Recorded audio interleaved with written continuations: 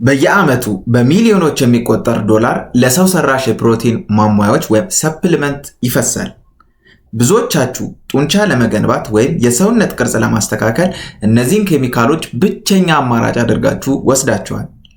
ነገር ግን አባቶቻችን የጠወለገን ስጋ ይተካል ብለው የሰየሙት አብሽ ከማንኛውም ሰው ሰራሽ ፕሮቲን በላይ ለሰውነታችን ድንቅ ለውጥ እንደሚያመጣ ያውቃሉ? ዛሬ አብሽ ለምን ለወንዶችም ሆነ ለሴቶች ተመራጭ የጤና ምንጭ እንደሆነ የሆርሞን ሚስጥሩን በሳይንስ አስደግፈን እንነግራችኋለን።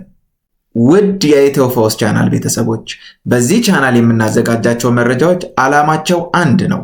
እሱም በጓዳችን የሚገኙ ተራ የሚመስሉ ምግቦች አስገራሚ የመፈወስ ኃይል ለይተን በማወቅ ጤናማና ንቁ ማህበረሰብ መፍጠር ነው። ቻናሉን ሰብስክራይብ ሳያደርጉ እንዳያልፉ እያልኩ በቀጥታ ወደ ዛሬው መረጃ እንለፍ። ሰው ሰራሽ ፕሮቲኖች የኩላሊትና የጉበት ጫና ሊኖራቸው ይችላል። አብሽ ግን ተፈጥሯዊ ንጥረ ነገር ይዟል። ይህ ንጥረ ነገር በወንዶች ላይ የቴስቴስትሮን መጠንን በተፈጥሯዊ መንገድ እንዲጨምር በማድረግ የጡንቻ ጥንካሬን፣ የወንድነት ብቃትን ያሳድጋል። ለሴቶች ደግሞ የጡት ወተት እንዲጨምርና የሰውነት ቅርጽ እንዲስተካከል ይረዳል። ሌላው ጠቀሜታው እንግዲህ የአብሽ የስኳርና የኢንሱሊንን መቆጣጠር ነው።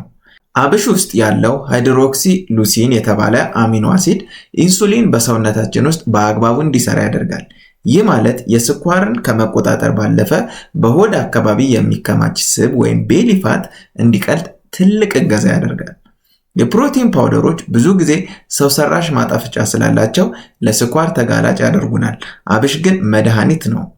እንግዲህ የሊቃውንቱን ጥበብ እና የቆዳ ውበትን ደግሞ ስናይ በመጽሐፈ መድኃኒት ላይ አብሽ የዛለ ስጋን የሚያድስና ቆዳን የሚያለመልብ ተብሎ ተጽፏል።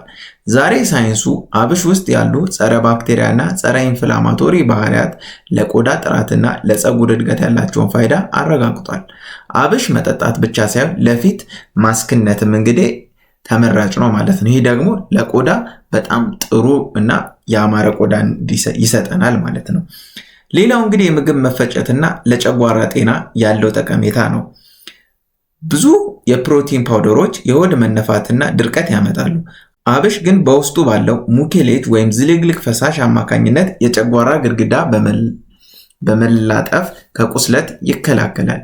የምግብ መፈጨት ስርዓታችንንም በማስተካከል መርዛማ ነገሮች እንዲወገዱ ያደርጋል ማለት ነው። እንግዲህ አብሽን እንዴት አድርገን እናዘጋጅ? በተለይ እንግዲህ ብዙ ጊዜ ሽታው ነው የአብሽ እንግዲህ ችግሩ ማለት ነው። ስለዚህ ብዙዎቻችሁ አብሽን የምትፈሩት እንግዲህ በሽንትና በላብ ላይ በሚያመጣው ሽንታ ብዙዎች እንግዲህ አብሽን የምትፈሩት በሽንትና በላብ ላይ በሚያመጣው ሽታ ነው። ይህንን ለማስቀረት እንግዲህ የመጀመሪያው መዘፍዘፍ ነው። አብሹን ለ12 ሰዓታት ዘፍዝፈን ውሃውን መድፋት። ይህ ሽታውን በእጅጉ ይቀንሳል። ከዛ በኋላ ደግሞ ማፍላት ነው። በትንሹ ለብ አድርጋችሁ ውሃውን ጠጡ። ጥንቃቄ ማድረግ ያለባቸው እንግዲህ እርጉዝ እናቶች አብሽን ከመውሰዳቸው በፊት የግድ ሐኪም ማማከር አለባቸው። ምክንያቱም አብሽ ማህፀንን የማነቃቃት ባህሪ ስላለው ነው ማለት ነው። ስለዚህ እንግዲህ ውድ ተመልካቾቻችን ጤናችንን በውድ ኬሚካሎች ሳይሆን በጓዳችን ባሉ ተፈጥሯዊ ጸጋዎች እንጠብቅ። ይህ መረጃ ጠቃሚ ሆኖ ካገኛችሁት ላይክ አድርጉት። ለወዳጅ ዘመዶ ሼር በማድረግም እንዳትረሱ። እንዲህ ያሉ በሳይንስና በጥንታዊ ጥበብ የታጀቡ የጤና መረጃዎች እንዲደርሷችሁ ቻናሉን ሰብስክራይብ አድርጉ። መልካም ጊዜ።